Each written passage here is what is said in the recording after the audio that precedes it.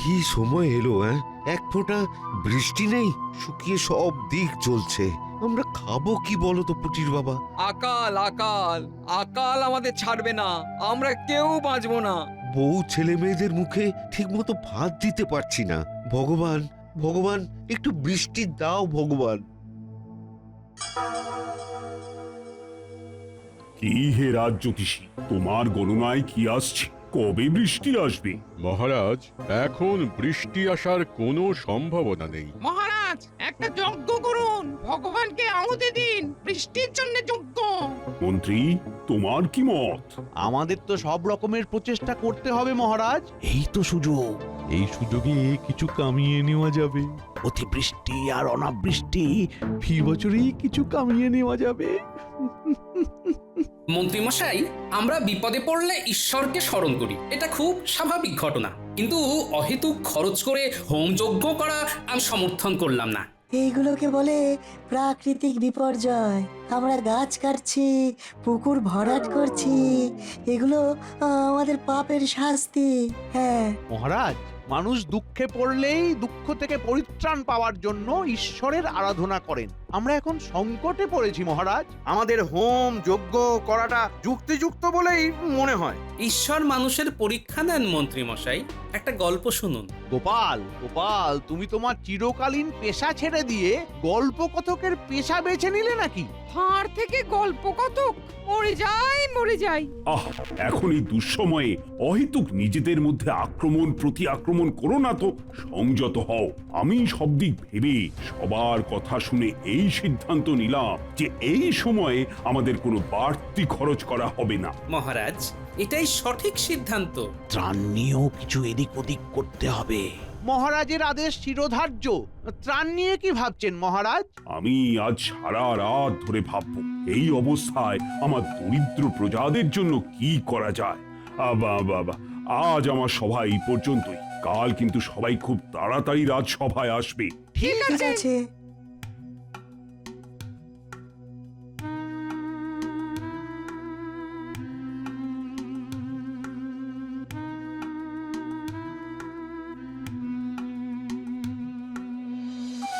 গোপাল, তুমি পণ্ডিত মশাই আর মন্ত্রী মশাইয়ের চক্ষুশূল হলে।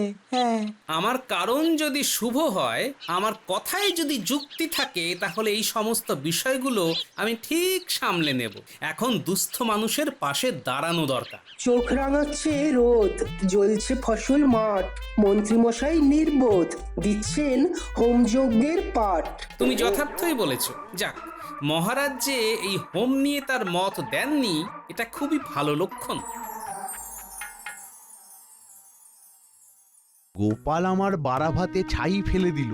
মহারাজকে বেশ রাজি করিয়ে আনছিলাম, ওইখানেই জল ঢেলে দিল। সত্যি, নিজেও খেলো না আর আমাদেরও খেতে দিল না। ওই দেখো পণ্ডিত, 3 মক্কেল আসছে, দেখলে গা জ্বলে যায়। কি মন্ত্রীমশাই, কি ভাবছেন? কি আর ভাববো বলো, যিনি ভাববার তিনি ভাবছেন। তাহলে এক কাজ করুন মন্ত্রীমশাই, আপনি আর পণ্ডিত মশাই মিলে হোমযজ্ঞের আয়োজন করুন। ভালোবাসা থাকলে একটু তো দেশের দশের জন্য খরচ করা যায়। তুমি আর বেশি কথা বলো না তো, রাজসভায় অনেক কথা বলেছো, এবার একটু চুপ করে থাকো। আমরা কি করব সেটা আমরা ভাববো। মন্ত্রীমশাই ভাববেন দেশের কথা। বাবা, সেইটা শুনে বুকের মাঝে লাগলো ব্যথা। তুমি কার সাথে কথা বলছো তুমি জানো? আমার লেজে পা দিও না, যখন ছোবল খাবে তখন বুঝবে। ওরে বাবা, সভাকবি, বিজ্ঞানী, পালাও পালাও। মন্ত্রীমশাই এক বিচিত্র দুপে জীব। উনি কথা বলেন মানুষের ভাষায়, দেখতেও মানুষের মতো, কিন্তু লেজ আছে। পান থেকে চুন খসলে, মানে ওই লেজে পা পড়লে ফোঁস করে ছোবল। আর ছোবল দিলেই শেষ। তখন রাজবৈদ্য আমাদের শ্মশান যাত্রা আটকাতে পারবে না। চলো ভাই, চলে যাই, এইখানে আর না। ছবল মারবেন মন্ত্রীমশাই, লেজে পড়লেই পা।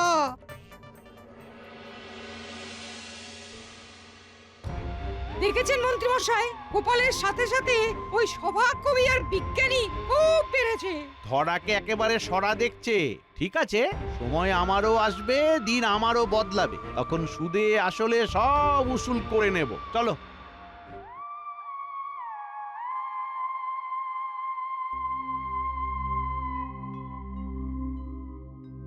বাবারা খা, পেট ভরে খা। যতক্ষণ ঘরে চাল ডাল মজুদ আছে ততক্ষণ আমি তোদের খাওয়াতে পারবো। হ্যাঁ, তারপর আমি আর জানি না রে। মাঠ পুরো ফাঁকা হয়ে গেছে গো দিদা, বৃষ্টি না হলে উপায় নেই। বাবা মা সবাই কিরকম চুপ হয়ে গেছে। কাঁদিস নি ন্যাপলা, কাল মহারাজ কিছু সাহায্য করবে, আবার সব ঠিক হয়ে যাবে, কোনো চিন্তা করিস না। তোরা এখন মন দিয়ে খা, লাগলে বলিস আবার দেবো, কিন্তু পেট ভরে খেতে হবে। হ্যাঁ, আরে খেয়ে দে, মুখ হাত ধুয়ে এখানে সবাই শুয়ে পড়বি। বাড়িতে এত রাতে গিয়ে আর লাভ নেই, ঠিক আছে? ঠিক আছে।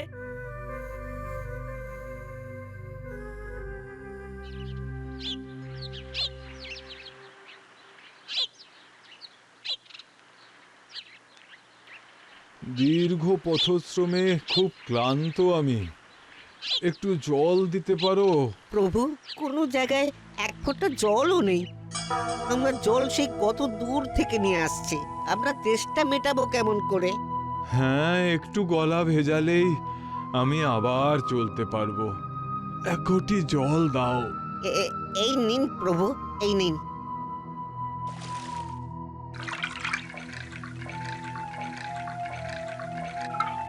আপনি সন্ন্যাসী, আপনি যা বললেন যে আপনি অনেক দূর থেকে আসছেন, শুধু জল খেয়ে কি হবে? দুটো মিষ্টি খান, আমার দোকানের মিষ্টি। এই দারুণ দুর্দিনেও তুমি তোমার ধর্ম ভোলনি, এটা আমি মনে রাখবো বাবা। আর তোমাদের একটা কথা বলি, খুব শিগগিরই আকাশ জুড়ে মেঘ ডাকবে, বৃষ্টি হবে, চিন্তা করো না। বলছেন প্রভু? বলছি, দুঃখের পরে সুখও আছে, এটা চাকার মতো ঘোরে। তোমরা এতদিন দুঃখ ভোগ করেছো, এবার তোমাদের সুখ ভোগের পালা। আচ্ছা, রাজবাড়িটা কোথায়?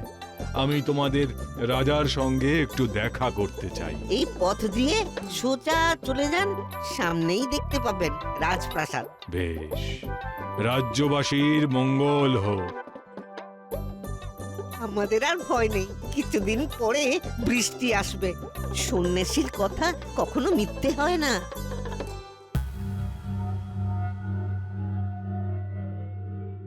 আজ সভা শেষ হওয়ার পর আমার প্রজাদের, মানে দরিদ্র প্রজাদের হাতে কিছু অর্থ আমি দেব।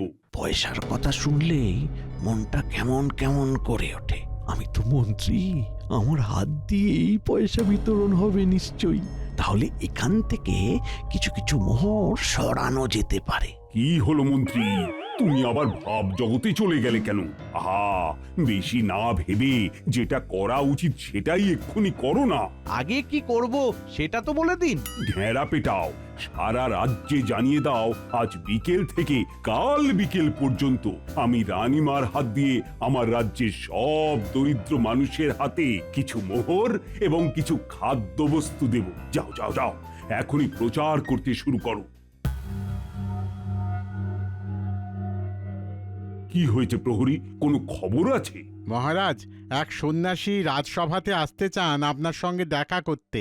ওই শুরু হলো, এই সব সন্ন্যাসীদের খেয়ে দেয়ে কাজ নেই, এই অবস্থাতেও ওনাদের সাহায্য করতে হবে। প্রহরী, ওই সন্ন্যাসীকে বিদায় করো, বলো মহারাজ এখন খুব ব্যস্ত। যখন যে কাজটা করতে হবে ঠিক তার উল্টো কাজটাই মন্ত্রী মশাই করবে। তার মানে এই দুর্দিনে রাজকোষ থেকে কিছু সাহায্য করতে হবে, এটা তোমার মত? আপনি বুঝলেন কি করে যে সন্ন্যাসী সাহায্য চাইতে আসছেন? দরজা থেকে সন্ন্যাসীকে ফিরিয়ে দিলে রাজ্যের অমঙ্গল হয়, সে বোধটুকু নেই আপনার? মন্ত্রী, তুমি কোথায় আমায় সঠিক মন্ত্রণা দেবে, না তার বদলে তুমি যন্ত্রণাই দিচ্ছ ক্রমাগত। গোপাল, তুমি ঠিক বলেছ, সন্ন্যাসীকে আমার ডাকা উচিত। যাও, সসম্মানে সন্ন্যাসীকে নিয়ে এসো। মন্ত্রী মশাই যন্ত্রণা দেন মন্ত্রণা ছেড়ে, উল্টো পাল্টা অনেক কিছু বলেন মাথা নেড়ে।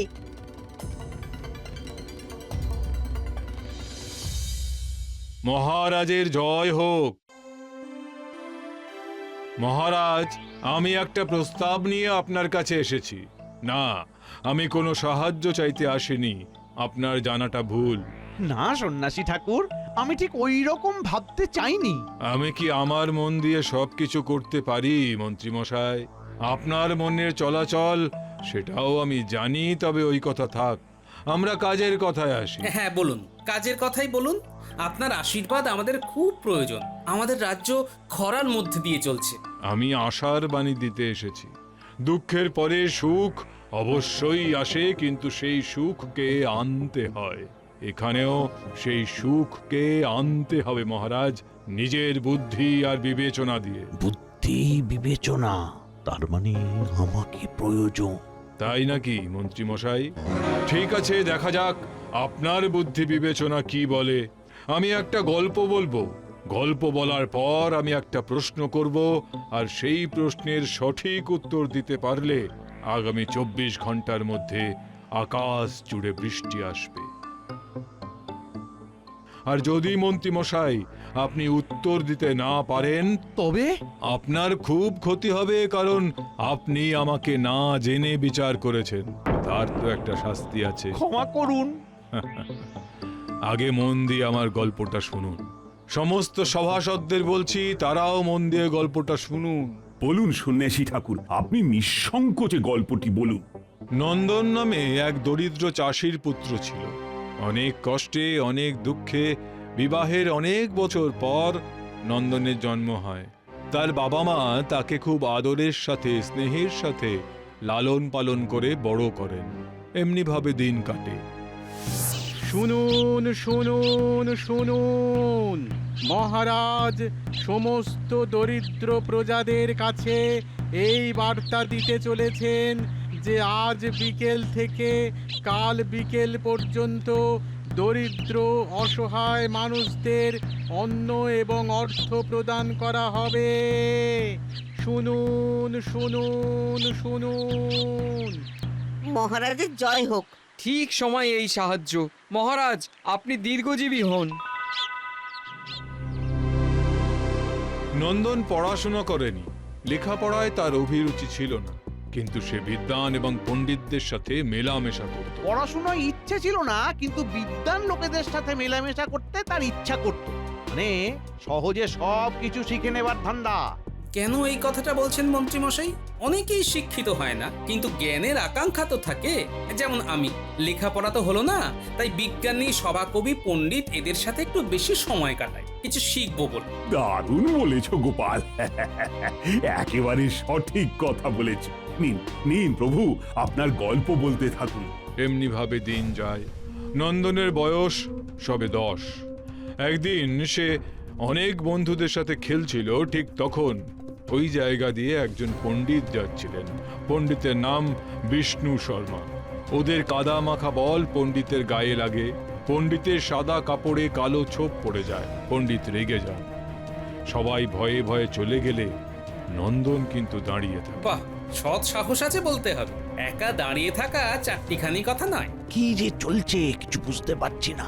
সন্ন্যাসী এসে গল্প বলছে আর মহারাজ বসে বসে শুনছে। আমার এই গল্প আপনার ভালো না লাগতে পারে মন্ত্রী মশাই, কিন্তু আপনাকে শেষ পর্যন্ত থাকতে হবে। এই কথাটা মনে রাখবেন, কারণ উত্তরটা দিতে হবে, নইলে কিন্তু আপনার সমূহ ক্ষতি। যা ভাবছি তাই দেখি সব হুবহু বলে দিচ্ছে। এ তো মহা মুশকিল হলো। এর সাথে পেরে ওঠা খুব মুশকিল। উনি কিসের জন্য এসেছেন? না না না না বাবা, আর ভাববো না, আর ভাববো না। সেটাই আপনার পক্ষে মঙ্গলজনক মন্ত্রী মশাই। মন্ত্রী, তুমি একটু সুস্থ আর শান্ত হয়ে বসবে, আমাদের কাহিনীটা শুনতে দেবে। মনে রেখো, এই কাহিনীর উত্তর দেওয়ার মধ্যেই আছে আমাদের বাঁচা মরা। অতএব শান্ত থাকো। পণ্ডিত খুব সহজভাবে জিজ্ঞেস করলেন, সমস্ত বদমাশদের মধ্যে তুমি একজন, তা সত্ত্বেও তোমার ভয় হলো না? নন্দন উত্তর দিল, ভয় পেতে হয় যদি, তবে সূর্যকে ভয় পাবো। মনোরম জ্যোৎস্না যে দেয়, সেই চন্দ্রদেবকে কেন ভয় করব? বাহ, ভারী চমৎকার কথা বললো তো। এইখানেই আমার প্রথম প্রশ্ন। মহারাজ, নন্দন এই রকম কথা কেন বলল? কি মন্ত্রীমশাই, আমার প্রথম প্রশ্নের উত্তর দিন। পণ্ডিতকে চন্দ্রদেব বলল কেন নন্দন? কি গোপাল, সত্যি তো পণ্ডিতকে চন্দ্রদেব বলল কেন? অন্য কোনো নাম দিল না কেন? খুব সহজ উত্তর সন্ন্যাসী ঠাকুর। ওই পণ্ডিতের গায়ে সাদা পোশাক, চাঁদ সাদা, আর পণ্ডিতের সাদা পোশাকে কালো ময়লা দাগ হলো কলঙ্ক। যাদের গায়ে কলঙ্ক থাকে। একেবারে সঠিক উত্তর। সত্যিই তোমার বুদ্ধি আছে গোপাল। বেশ, এরপর আবার শুরু করি গল্পের দ্বিতীয় ভাগ।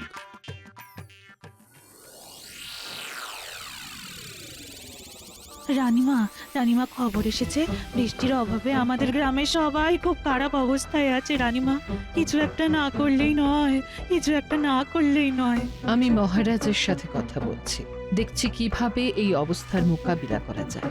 শুনেছি রাজসভায় কোনো এক সন্ন্যাসী এসেছেন, তিনি কি কিছু বিধান দিলেন?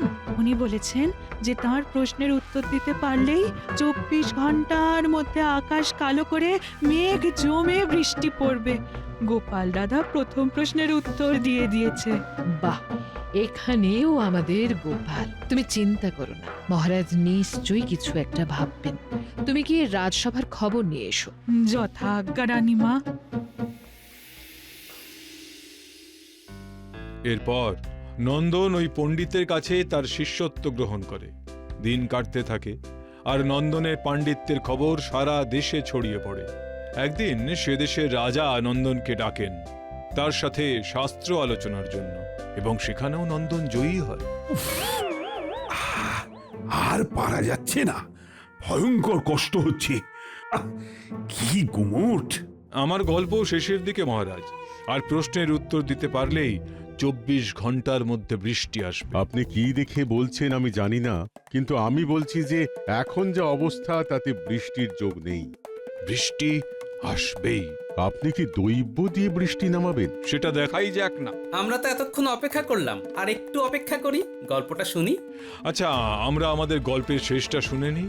সেই দেশের রাজা নন্দনকে নিজের রাজসভাতে স্থান দিলেন এবং তার মেয়ের সাথে নন্দনের বিবাহ দেবেন বলে মনস্থ করলেন। বাহ বাহ বাবা, তার মানে মধুরেণ্য সমাপয়েত। না মন্ত্রী মশাই, এখনো মধুরেণ সমাপয়েত হয়নি, এখনো বাকি আছে। ঠিক। নন্দন তার বাবা মাকে নিয়ে এলো। নন্দনকে দেখতে এলো তার গুরু বিষ্ণু শর্মা। বিষ্ণু শর্মা এসে নন্দনকে বলেন তাকে রাজসভাতে বহাল করবার জন্য মহারাজকে বলতে। নন্দন রাজি হয়নি, তাই তো সন্ন্যাসী ঠাকুর? তার মানে নন্দন একজন অকৃতজ্ঞ। সত্যি কি নন্দন অকৃতজ্ঞ? ভালো করে ভেবে চিন্তে উত্তর দেবেন, কিন্তু আপনারা উত্তর দেবেন আর ঝমঝম করে বৃষ্টি আসবে। নন্দন কি উত্তর দিয়েছে সেটা যদি জানা যেত। নন্দন তার গুরুদেবকে বলেছে রাজসভাতে কাজ পেতে বিশেষ যোগ্যতা লাগে, তাই পরীক্ষা দেওয়াটা আবশ্যিক। এই কথা শুনে অবশ্য তার গুরু খুব রেগে যান। রানীমা, সন্ন্যাসী ঠাকুরের গল্প শেষ, এবার প্রশ্নের উত্তর দিতে হবে। এদিকে আকাশ দেখো, আকাশের পশ্চিম দিক কালো হয়ে উঠেছে, বৃষ্টি আসছে। মহারাজ, আপনি কি বলেন? আপনার উত্তর তো পাওয়া গেল না। আমার উত্তর গোপাল দেবে। গোপাল, তুমি যুক্তি দিয়ে, তোমার বুদ্ধি দিয়ে বিচার করে বলো। মহারাজ, নন্দন মোটেই অকৃতজ্ঞ নয়, বরং ও ভীষণ রকম কৃতজ্ঞ। ও নিজের মা বাবাকে তার সুসময়ে মনে রেখেছে। যদি ও অকৃতজ্ঞ হতো তাহলে তার মা বাবাকে ডেকে নিজের কাছে রাখত। কিন্তু তার গুরুর সাথে যা ব্যবহার করলো তাকে কি কৃতজ্ঞতা বলে? গোপালও তো ওই রকম ঘটনাই ঘটাতো। গোপালের ভেতরেও ওই অকৃতজ্ঞতার বীজটাই আছে। গোপাল একদম সঠিক উত্তর দিয়েছে। গোপাল, তুমি তোমার উত্তরের ব্যাখ্যা দাও। গোপাল, তোমার উত্তরের জন্য আছি বসে, চাদরখানা পেটের উপর বেঁধে কষে। বলো বলো, যে তোমাকে যাই বলুক আমি জানি তুমি যুক্তি দিয়ে বুদ্ধি দিয়ে ঠিকটাই বলবে। মহারাজ, সন্ন্যাসী ঠাকুরের কথা অনুযায়ী আমাকে বুঝিয়ে বলতে হবে যে নন্দন কেন অকৃতজ্ঞ নয়। প্রথম কথা তো আমি আগেই বলেছি, বাবা মায়ের কথা। তারপর আসি তার গুরুর প্রতি তার এই রকম মুক্তি করার কারণ। কি কারণ? মহারাজ, আপনিই বুঝবেন, কারণ আপনিও একজন মহারাজ। নন্দন জানে তার গুরুদেব কতটুকু জানে, কিন্তু মহারাজ জানে না যে তার গুরুদেব সত্যি অনেক কিছু জানে। যদি গুরুদেবকে পক্ষপাত করে রাজসভাতে নিযুক্ত করত তাতে ঝুঁকি ছিল। কিসের ঝুঁকি? নন্দনের গুরু যদি তার কাজ দিয়ে মহারাজকে খুশি না করতে পারত, সেখানে নন্দনের প্রতি মহারাজের বিশ্বাস কমে যেত। সেটা হতো নন্দনের মহারাজের প্রতি অকৃতজ্ঞতা। সাধু সাধু সাধু গোপাল সাধু, অসাধারণ অসাধারণ তোমার পর্যবেক্ষণ। হ্যাঁ, এবারের মতো না হয় গোপালের বুদ্ধিমত্তায় সন্তুষ্ট হয়ে আমি দৈব বলে বৃষ্টি দান করলাম, কিন্তু বারবার তো সেটা সম্ভব নয়। প্রকৃতি রক্ষার দায়িত্ব তোমাদের সকলকেই নিতে হবে। ওই শুনুন মহারাজ, বজ্রপাতের আওয়াজ। এবার তাহলে একটু বৃষ্টিতে ভেজা যাক। চলো চলো, তাহলে আমরা সবাই এই বৃষ্টিতে গা ভেজাই।